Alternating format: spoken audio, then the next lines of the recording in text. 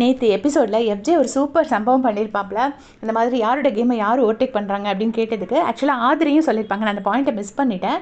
பாரு வந்து கமர்தனோட கேமை இமோஷனலாக ஓவர்டேக் பண்ணுறாங்க அப்படின்னு சொல்லிட்டு எஃப்ஜே வந்து சொல்லியிருப்பாரு. சொல்லிட்டு என்ன சொல்லுவார் அப்படின்னா, அந்த மாதிரி அப்போது கேப்டன்சி டாஸ்கில் கூட அவன் அவளுக்கு எகெயின்ஸ்டாக விளையாண்ட உடனே அது வந்து இமோஷனலாக ஒரு மாதிரி கில்ட் ட்ரிப் பண்ணுறா அப்படின்னு சொல்லிட்டு சொல்கிறாரு. ஸோ இதே மாதிரி பாருவோட கேம் பிளேயை நிறைய இடத்துல எஃப்ஜே வந்து எக்ஸ்போஸ் பண்ணியிருக்காங்க. அது ஆக்சுவலாக உண்மை. இப்படியே போச்சுன்னா இப்போ டிடிஎஃப்ல வந்து பாருக்கு எகெயின்ஸ்டாக விளையாடும் போது அது வந்து நமக்கு யோசிக்க தோணும். ஐயோ இவ அழுவாளோ அப்படிங்கிற மாதிரி யோசிக்க தோணும். அது வந்து ஒரு நல்ல பிளேயரோட கேமை வந்து கண்டிப்பாக அமுக்கும். டெஃபினட்டாக அது அமுக்கும். ஏன்னா கமர்தன் வந்து ஃபிசிக்கலி ஸ்ட்ராங், ஃபிசிக்கல் டாஸ்க்கு வந்து நல்ல ஒரு பொட்டென்ஷியல் உள்ள ஒரு பிளேயர். இந்த டீம் இந்த சீசனில் நிறைய பேர் இருக்காங்க. பட் கேஸ்க்கு பயந்து தான் நிறைய பேர் இறங்கி விளையாடுறதில்ல. அதில் one of the best players வந்து கமர்தன் ஃபிசிக்கலி விளையாடுறதுக்கு.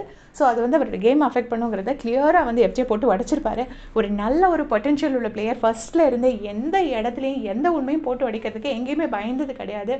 கொஞ்சம் லவ் கண்டென்ட் தூக்கும், அப்புறம் அந்த முதல் வாரத்தில் வெட்டிடுவேன் அப்படின்னு சொன்னதுனால அந்த கேம்லேருந்து அந்த ஃபோக்கஸ் அப்படி லூஸ் ஆகி எங்கேயோ போயிடுச்சு. சோஷியல் மீடியாலெலாம் நிறைய நரேட்டிவ்ஸ், ஒருத்தனை பார்த்தாலே அடிக்கணும் போல தோணுமா அது இவன் தான் அப்படின்லாம். அதெல்லாம் எங்கேருந்து உருவாச்சு, அவங்க ஃபேமிலி பார்த்தா எப்படி இருக்கும் அப்படிங்கிறதே தெரியாது. உடனே கேட்பாங்க எல்லாரும், அப்போ மற்றவங்களுக்குலாம் ஃபேமிலி இல்லையான்னு. அதை அவங்க பண்ணது எஃப்ஜே பண்ணதை நீங்கள் சொன்னீங்கன்னா அதுக்கு ஒன்றும் பண்ண முடியாது. எஃப்ஜே அப்படி பண்ணா இப்படி பண்ணான்னு பண்ண இன்சிடென்ட்ஸை சொல்கிறது வேற, ஒருத்தனை பார்த்தாலே அடிக்கணும் போல இருக்குங்கிறது உங்களுடைய ஒருத்தரை பற்றின ஒரு ஒப்பீனியன். அது வந்து அப்படி ரொம்ப ஃபால்ஸாக ஸ்ப்ரெட் பண்ணி எவ்வளோ நெகட்டிவ் பரப்ப முடியுமோ பரப்பி ஒரு நல்ல கட்ஸ் உள்ள பிளேயரை ஒன்றும் இல்லாமல் பண்ணிட்டாங்க. இன்றைக்கி எவிக்டாயும் போகிறாப்புல, இனி ஒன்றும் பண்ணவும் முடியாது.